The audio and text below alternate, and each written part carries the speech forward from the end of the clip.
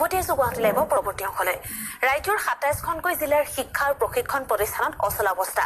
বিগত ৩ মাহ ধৰি দৰমহা পোৱা নাই ডায়েটৰ বিষয়া কৰ্মচাৰী। অনিৰ্দিষ্টকালীন ধৰ্মঘট ডায়েটৰ কৰ্মচাৰী।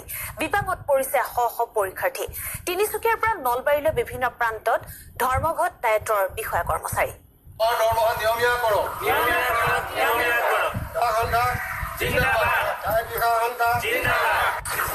ৰাজ্যৰ ২৭খনকৈ জিলাৰ শিক্ষা আৰু প্ৰশিক্ষণ প্ৰতিষ্ঠানত এতিয়া অচলাৱস্থা।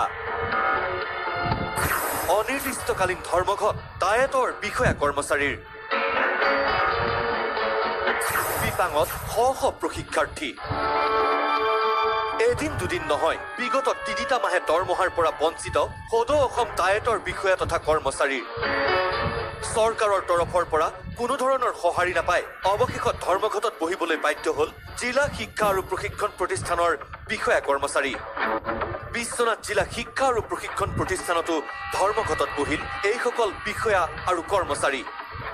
আমাৰ ডায়েট এছ'চিয়েশ্যনে কৰ্মচাৰী সন্থাৰ লগত লগ হৈ বিভিন্ন দাবী পূৰণৰ কাৰণে বহুদিনৰ পৰা এটা দাবী জনাই আহিছিলে। দৰমহাকে আদি কৰি 3 মাহমান দৰমহা পোৱা নাই বেছিখিনি ডায়েটে। CRT অসম গভৰ্ণমেণ্টলৈ আমাৰ পইচাটো ফাইনেন্সিয়েলি পঠিওৱা নাই, যাৰ কাৰণে আমি 3 মাহ চাফাৰ কৰিব লগা হৈছে। গতিকে সকলো কৰ্মচাৰী, আমাৰ প্ৰায় 700 কৰ্মচাৰী আছে ডায়েটত। সেই 700 কৰ্মচাৰী আজি লাষ্ট 3 মাহ দৰমহা পোৱা নাই।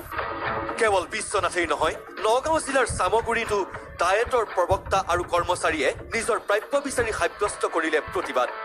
ফলত ৰাজ্যৰ ২৭খনকৈ জিলাৰ শিক্ষা আৰু প্ৰশিক্ষণ প্ৰতিষ্ঠানৰ বহু প্ৰশিক্ষাৰ্থী হাহাকাৰৰ সন্মুখীন হৈছে।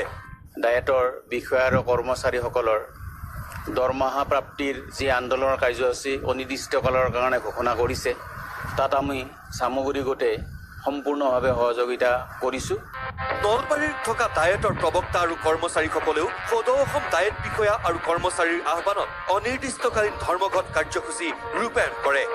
কাৰণ বিগত জুন মাহৰ পৰা বন্ধ হৈ আছে এওঁলোকৰ দৰমহা।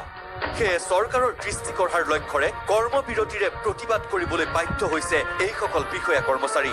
দৰমহাটো আগে পিছে এনেকুৱা হোৱা নাছিল, এইবাৰ এইটো হ'ল। আমাৰ বিশেষকৈ বহুত অসুবিধা হৈছে দৰমহাটো নোহোৱাৰ কাৰণে। বিশেষকৈ আমাৰ 4th গ্ৰেডখিনিও আছে, আমাৰ LDখিনিও আছে।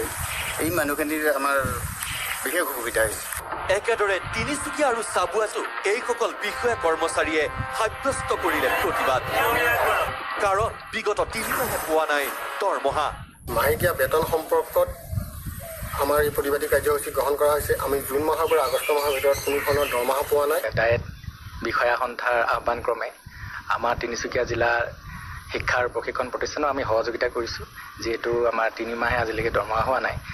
Bureau report, news live.